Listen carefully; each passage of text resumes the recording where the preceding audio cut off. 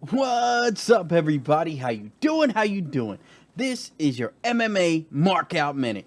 I'm your host, Rick, and as always, right next to me is Buddy. This week, we got Gane taking on Alexander Volkov. Man, it's going to be great. They were kickboxers in the past. Now they meet in the octagon. Gane's coming in undefeated. I can't wait for this. It's going to be great. I mean, Gane's coming in with the patience, the cage control. He's got incredible patience for a newcomer in the UFC. I mean, when he stalks his opponent down and he does not jump on them right away. When he waits for them and picks his shots perfectly. That's what I really like about Gane. He cuts off the ring, and as you know, Volkov does not do well when he's pushed up against the cage. He kind of crumples. Look at Curtis Blades, what he did to him, taking him down. Already 14 takedowns. I mean, he is susceptible to takedowns. His takedown defense, he better had worked on it. I don't think he did. Gane also got some submissions. It's going to be a great, great fight. I don't see Volkov winning this. Gane stays undefeated.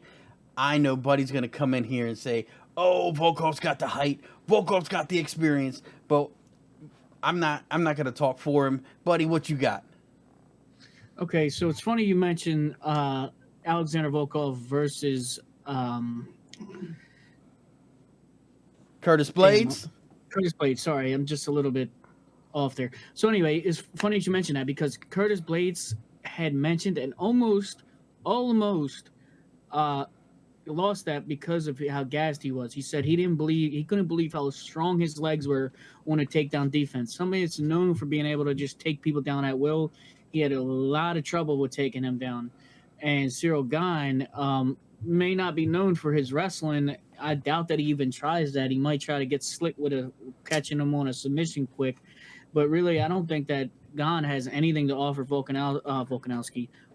that he hasn't already been in the octagon with and learned or beat him. I mean, he's fought to who's who a heavyweight at the moment, man. Even somebody, the top guy like Derek Lewis, who's Who right knocked in him line for a out? title. Who knocked him Hold out? on, he's right in line for a title. He beat that man for 3 rounds straight, and then got knocked out at the very end. Now, I mean, he's out there banging, swinging and banging with the best of them. Greg He's not no Hardy. JDS. He's not gonna. Gane was able to old JDS. He was able to take advantage and elbow him in the back of the fucking head. You know, I like my dirty fighters, but I mean, JDS is old. Volkov is not. Volkov is way better than fucking the likes of JDS. And if you ask me, Gane's best win was against Junior Dos Santos. Other than that, he has no other names on there. And Junior Dos Santos 2020, not Junior Dos Santos 2016 or earlier. I feel you on that one, man. I understand what you're saying.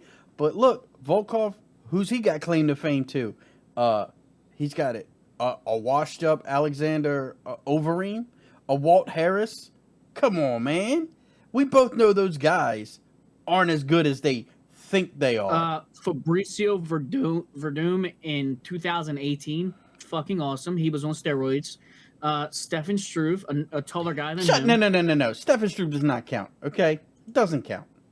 Taller guy than him, and he gave him and he put him to work. He just We're gonna find out this weekend that he's got one against Roy Nelson even, bro, back in 2017. Does not matter in this equation.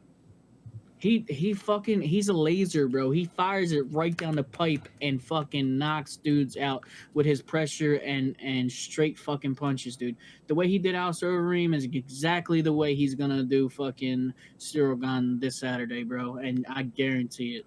The punches, I'm not worried about. What I'm worried about with Volkov is the kicks up the middle. We both want him to call him Volkanovski. It's because that's what we used to say. We're used to talking about it.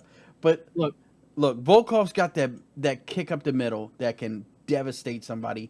I mean, I will say he devastated Walt Harris with the kick up the middle. But look, man, Gane with the flying knees, the pressure, and one thing that Volk definitely does not do well is he doesn't get his head off the center line. If you watch all his fights, they all have the same problem. He will get into a brawl with people, but he won't move his head. Cyril Gane's going to pick him apart with that one because Cyril Gane's got angles. Look what he did to Rosenstruck. He froze him because he trapped his lead hand and made him use angles. Yeah, well, see, and that's the thing, though. You keep mentioning this and that and the other, but you got to realize he's got 41 fucking professional fights to Cyril Gane's 8. I hear you. And you're talking about who would he be? Dude, if you go down his resume, he's got names, bro. He's got names, and he's got finishes on these names. I mean, and Cyril Gane, like I said, he's got 8 fights. That's as many losses as Volkov has. I can't see Cyril Gane. This is a big test. This is too big of a test for Gane. Too quickly, he's not ready. That's how I look at this for sure. Well, we'll see coming up this weekend for sure. Stay tuned. This has been your Markout Minute.